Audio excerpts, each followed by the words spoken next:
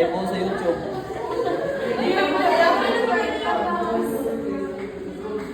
Mas ma? Dakoy.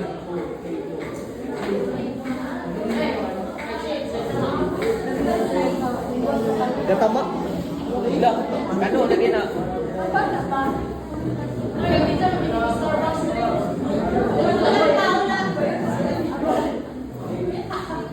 Cha. Ja. Pagkakalap ja.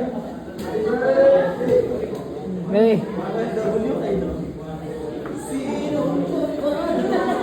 Mugawas ko mag-birthday na. Naman yung gamay. Sa bangin. We have here in We have here in the Philippines na kay cybercrime police, sir. Siguro daw. You should answer the question Ganun, because you're the siguro. reporter. Next is usage of security application. Application security is the protection of software and virus nga Example like,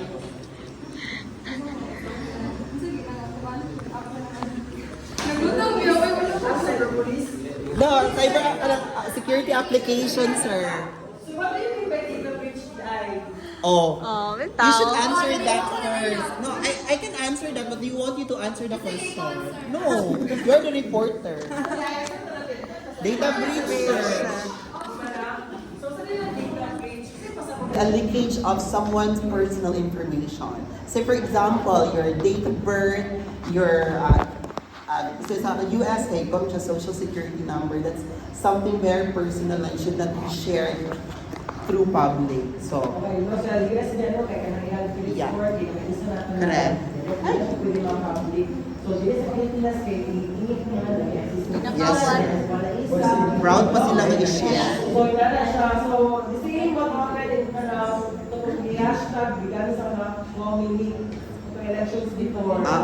Sila kata yung information sa voters. No, ilang bilang ID, and SSS information, SIS. So, nag-prone siya sa identity theft. Pwede siya magamit na magpanggap sa katao, no, na gamit ang information, mangutang, nagamit yung information, kailangan ng mga signatures. Yeah. No, kailangan yung mga isip na pwede na siya ma-attach. So, prone siya sa identity theft. Okay? Tulad bagay na lang. Sige, ganun dyan ba? Kung app na kuan, hindi ka makabayad, open niya pati mga contact mo para makakuan. Ay, you allow, no, i-allow man mo ang wala na kay contacts. Oo, madili mo siya spyware. So, ano ba ito siya kay, na pag-download mo, mag-notify na siya, allow mo access sa contacts, cameras, location, so, It's you authorize them. So, dinapang mo sa spyware, for example, sa mga apps, download, okay, MP3. Yes. Mag-download ka. Pag-click mo nila, Mapadulong dito sa hubo-hubo. redirect ka sa isang website, at magkakaroon ka ng automatic download siya. Diba nga, wala ka nag-download na ng app. Instead mo, main goal is maka-download o music, pilikot ng software. Diba? So, may possibility nga, yun na nga, mula kasagaran sa mga laptops, manghang na siya may nag-virus, kailangan na download nila ang mga isa-isa. Especially mga videos. Yun. Sa mga free websites. What about sir ka ng mga scam text na ay link? Makala ko siya, isang mga siya.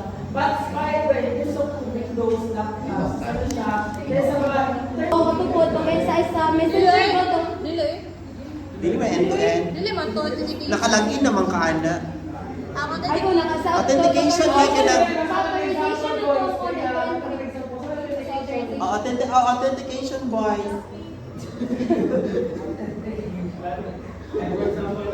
Kani how this authentication siya.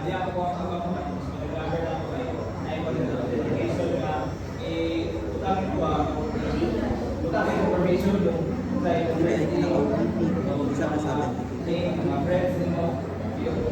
For security question. No? Kasi, Ay, so, for may authentication, it is, for example, sa Facebook, imuhang kani nga cellphone, imuhang ibutang sa mo, imuhang kanang on bitaw authentication sa Facebook. So meaning, ang imong account dili malagin sa other device without confirmation sa kanila cellphone. So meaning, if pag-ubay mo cellphone, wala na kay account. Wala na kay account.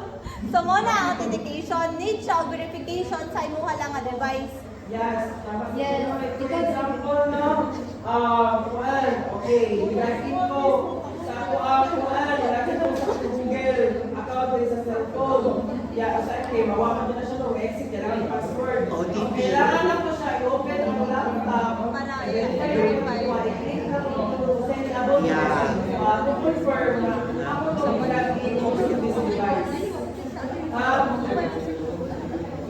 Device. Ito siya. For example, tap yes if manasok ko siya. Another device. Ano yung pinaka-Facebook ko yan? So, wala na siya kanina sa tawag. 2008 pa po. Meron pa yan. O, Gmail. Account. Bili. Ang app lang. Sige, next. Authorization. Authorization inay. So next is authorization. Authorization ensures that only permitted users can access, edit, or read information in application. So authorization is kasunod ni siya sa kanin authentication after yung makuha ng kanin. Ayun, siguro mo. After yung makuha ng concern, yung makuha niya siya. Ay, authorization. Authorization. As authorization kay Gary. After sa authentication naman, ang mag-decide siya kung kanin, kung saan ang kanin, pwede din mo i-open or i-login na kanin mga kuhaan. Yes. The same side lang yung example na kanina ni John Gaco. Marunong app. Yeah. Download ka, please follow. So, para di matawagan yung mga contacts sa mga cellphone sa mga contact numbers, ayun, allow dito siya. Okay, mag-access mo ito sila sa mga camera, sa mga photos. And pwede nila gamitin, kumanin sila, gamitin nyo yung mga pictures nga sa mga cellphone, pang thumbnail, kung sa mga photos yung dito, diba? Registration, isa pa po dala sa Google Sheet. Kaya ako mga folders. Yes, sir. Only me. Minsan natin pwede maka-access. Yeah. Isa lang ako. Maka-edit. Pwede mo i-authorize email ads. Pwede namin i-authorize. For example, pili mo ka sunod sa Google Classroom kung video lesson na tintulan ang iyong gamiton. Sir, yun na ka. Hindi ka sunod, sir. Kasi gigamit, personal email lang. So, yung personal email, wala nang restriction to access sa Google Classroom. Mag-request ko, sir. Ha? Mag-request ko. Request file. Hindi mo i-approve. Oh, wala pa, wala access. Wala yun. Okay. Basta mo siya mala. Hala. Mala!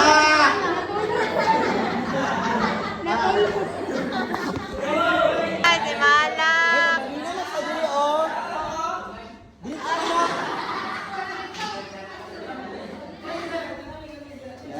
Salita mo, salita.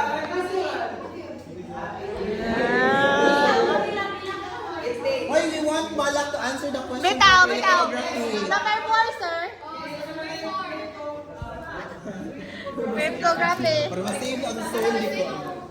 Sige na, ikaw wala. Basahan mo Are you lang? Yeah, basahan and explain it to us. Cryptography.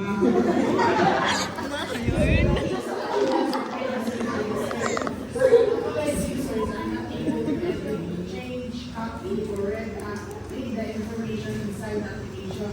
It ensures that the security is strong enough to protect the application and its data. So what do you mean about that? Cryptography. Tang end-to-end. Crypto.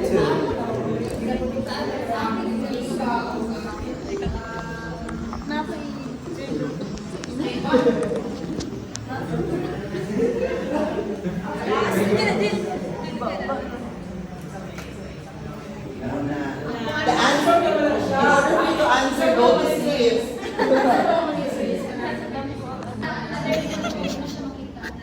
O, nasa yung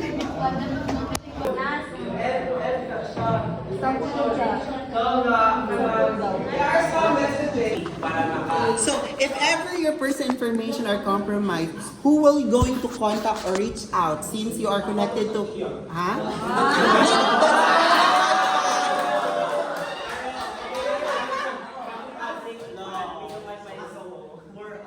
For everyone, so public visual wifi, dili lang siya sa ato.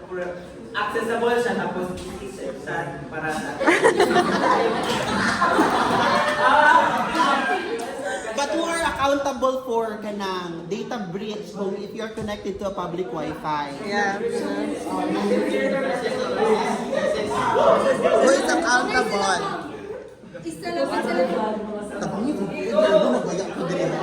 Isang minuto para kayo. May data! Wala sa mga public wifi is, wala na siya na... But my question is who will be accountable? If your personal information will If be... ikaw tagiyaw, kapalo sila, makakuha din mo yung mga ilang information sa nasunod ba?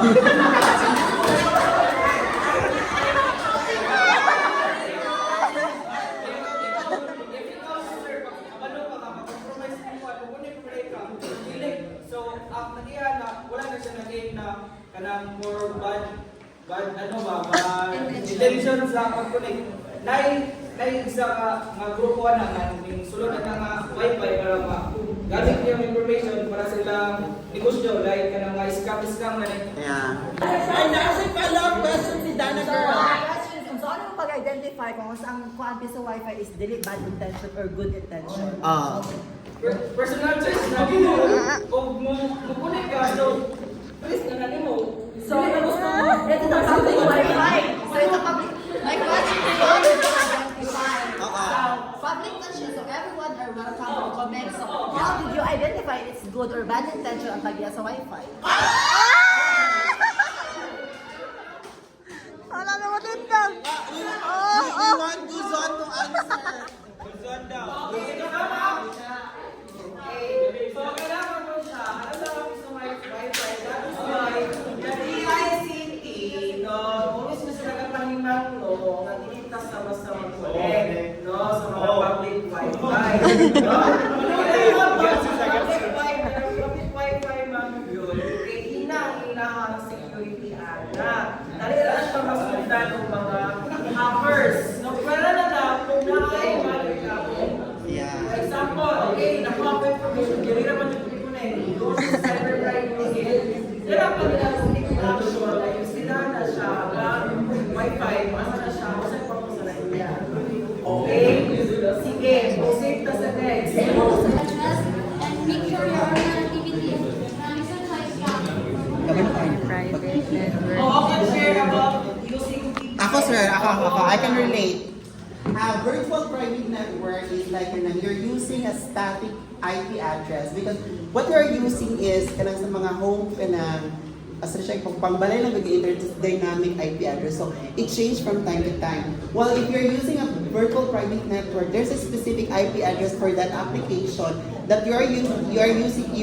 Say for example, ang IP address is kanang located sa US. So, katong mga website nga dili available diri sa Philippines, which is from US. However, one magana is dili siya ang advantage ana is secure ang website, secure ang VPN because it doesn't change from time to time, and it's still the same all the time when you're going to use it. Yes. Nala na siya, for example, China and North Korea. No, wala sila, especially Facebook, walay Facebook ang North Korea. It's not available sa China. That is why most of the people who are gagamit just to access those Facebook, Twitter, and so on. Because no, China is afraid na kung internet, makuha na ng mga information for the national security purposes. Pero ang mga tourist sir, di program nila dapat.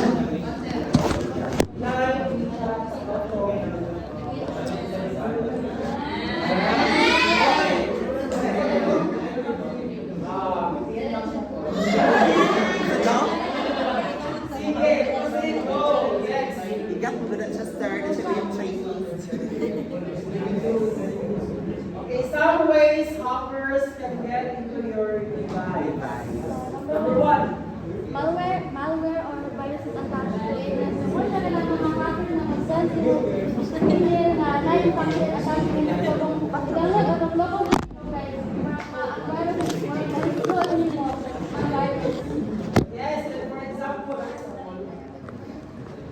Okay, for example, may time example ba? Long before, no, wala yung kalat na I love you na Email. email, no? So, nagkalat mo siya around. Uy, Pinoy ba yung nagpakalat ang sir? Then, Pinoy ang nagpakalat. I love you. Billions of dollars ang na dapat doon akong buyers. No? From USM to siya, ay MSU ata, MSU to na student. Pinoy ko siya. So, yun na nga, ikalat. So, yun yung anak istricto sa unang security sa mga computers, kaya nag-virus na siya. No? And aside from that, wala siya nakitulong. Yes, first. Wala pa may kuan, cybercrime law, wala pa yung Wala mga pa may cybercrime social policies. Pwede siya ma-federalize. No, so ako, i-hire ko lang ako para... Lagi sir, no? Okay, kasi number 2. Number 2, links to malicious website attached to a customer. Siya ka ng mga fake nga link na pag-upload ni ulit sa website. Agoy! Ito ano, Oh, nagunan na ang video niya. So, may visuals na hindi mo nililagay ka sa lahat. Padiretso ko sa Chatterbait. Padiretso sa Chatterbait. Nagkita sa tumoy sa Okay, Chatterbait. no, siya ng links to malicious website. Sa Kaplog. So, lalagay ko na lang. Mostly ka na naman, matulog siya sa spam. Yes, sir. So, ito pa nakakataon ka na link kung mga link sa messages or sa emails. Especially yung advertisement, no? Okay. Mga fake news. Dapat sa mga videos na link, mag-direct ka. Sige, susunod. Sige, Nay. Kuya pa social din networking page. Muna sa katong mga mag-imo sa fake account or profile. How did you say you love me by na- Sarah Heronimo? Para makita nila like mingon sila ka na nakadaog pag free iPhone. So, yung sa Uy, please mission share na or... page. Go. Fishing. Create profiles na ito na, entice users into following a lead to website where they can get your information.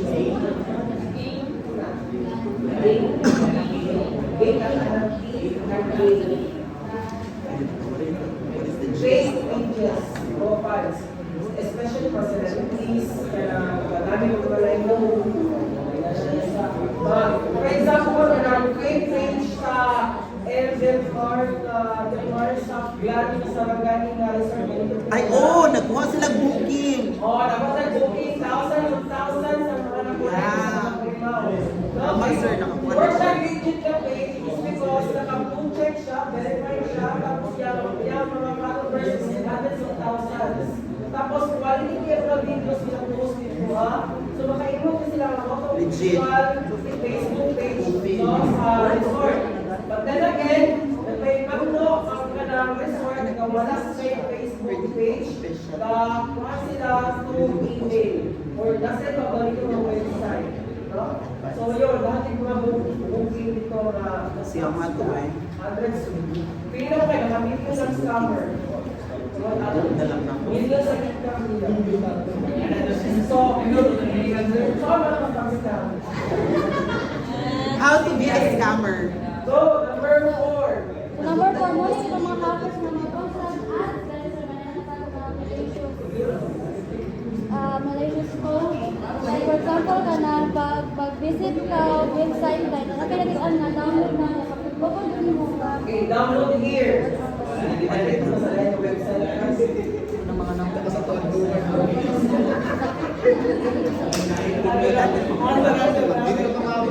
Asa ba ka nakatulog?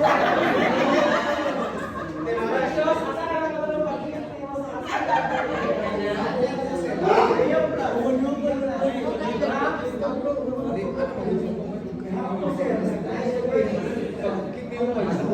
Okay, proceed na. Go. So, number 5. Malicious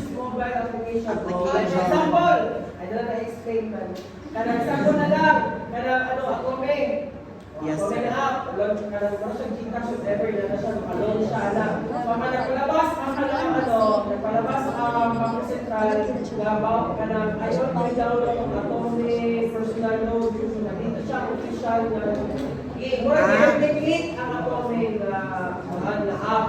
Ang atome, digit na siya sa register, Bangko Sentral, pero dahil nagpakainti ang atome siya so Application. Imitate mo siya, invitation siya kumbaga.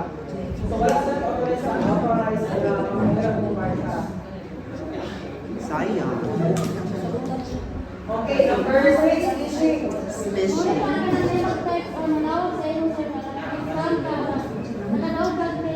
Oh, this is from JMA Network. Pumapin na whatever. Nalalo ka ng kagalit. Oo, si Wilito. Behavior. Account. Masend ka o 5,000 sa Gcash. Behavior. Naano sa una ka nang dugo-dugo ka. O, si Apple na chuchu mo na. Smishing na siya. Okay, proceed, go. Ah, ganun na. Ano na?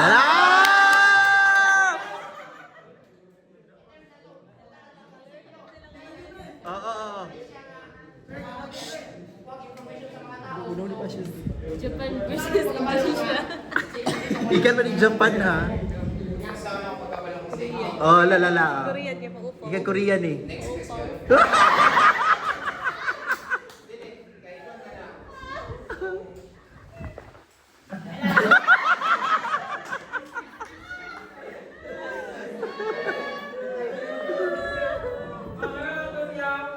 Ay, because ano to?